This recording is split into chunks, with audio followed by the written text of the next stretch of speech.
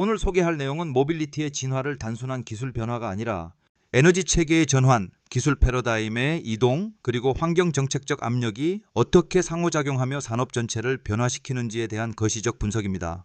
현재의 모빌리티 산업은 내연기관의 140년 역사 이후 가장 구조적인 변화를 경험하고 있습니다.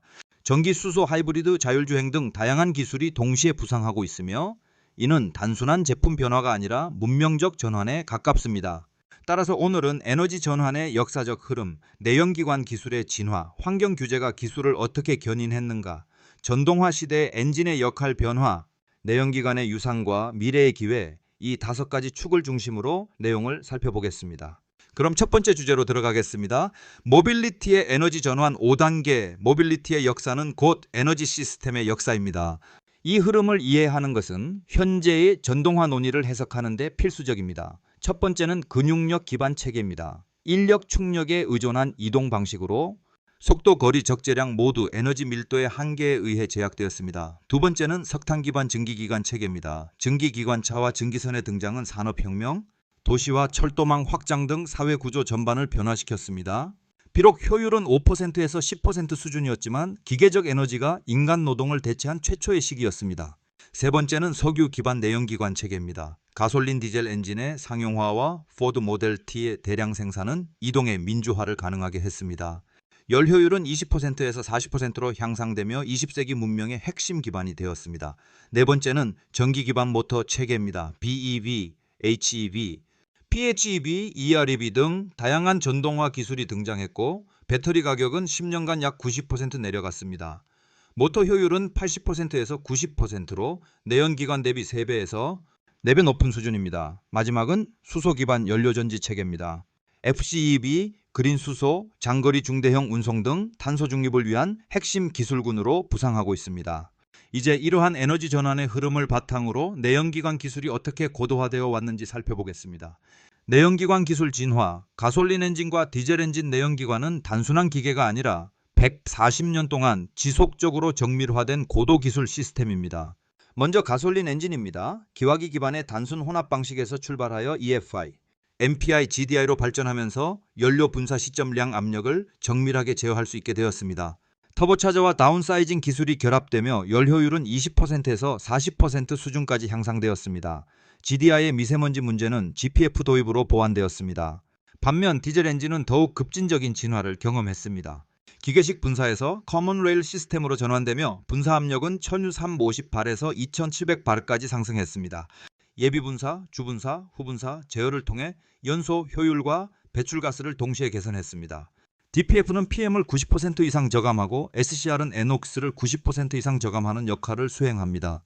열 효율은 30%에서 45% 수준까지 도달했습니다.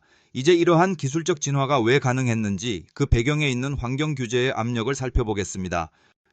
배출가스 규제 유로1에서 유로7이 만든 기술적 진화. 내연기관 기술의 고도화는 엔지니어의 자발적 혁신만으로 이루어진 것이 아닙니다.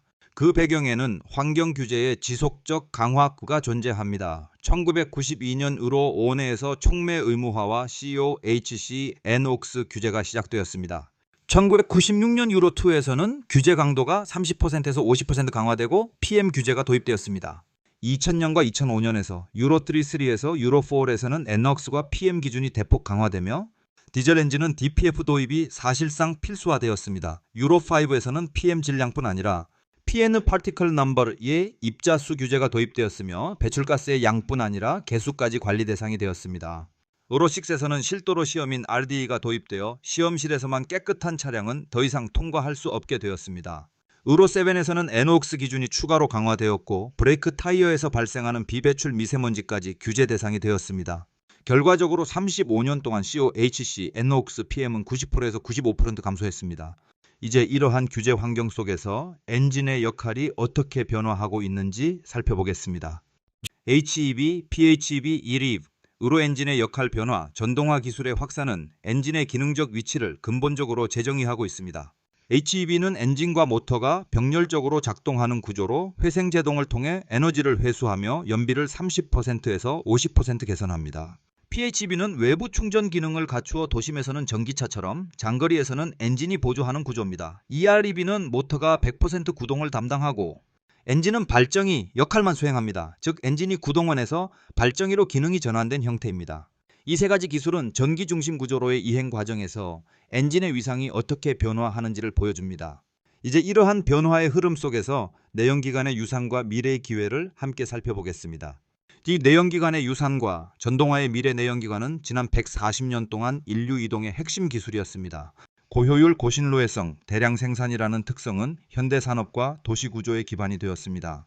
그러나 현재 우리는 기후위기 탄소 중립 에너지 안보라는 새로운 조건 속에 있습니다. 이 조건은 모빌리티 시스템의 재설계를 요구하고 있으며 전기수소 하이브리드 기술이 동시에 부상하는 이유도 여기에 있습니다. 미래에는 내연기관과 전동화가 상당 기간 공존할 것입니다. 그러나 시스템의 중심은 점차 전기수소 소프트웨어 기반 구조로 이동할 것입니다. 따라서 미래의 핵심 역량은 내연기관과 전동화 기술을 동시에 이해하는 능력입니다. 이제 지금까지의 내용을 종합하여 전체 흐름을 정리하겠습니다. 모빌리티의 진화는 에너지 전환, 기술 진화, 산업 구조 변화, 새로운 기회 창출이라는 연속적 과정으로 이해할 수 있습니다. 근육력에서 석탄, 석유, 전기, 수소로 이어지는 에너지 체계의 변화, 그 속에서 정교하게 고도화된 내연기관 기술, 환경 규제가 만들어낸 기술적 압력, 전동화 시대에 재정이 되는 엔진의 역할, 그리고 내연기관의 유산 위에서 펼쳐질 새로운 미래. 이 모든 요소가 상호작용하며 모빌리티 산업의 다음 장을 형성하고 있습니다. 따라서 앞으로의 기회는 단일 기술이 아니라 에너지 기술 환경의 상호작용을 이해하는 사람에게 열릴 것입니다. 모빌리티의 다음 장을 쓰는 주체는 바로 여러분입니다.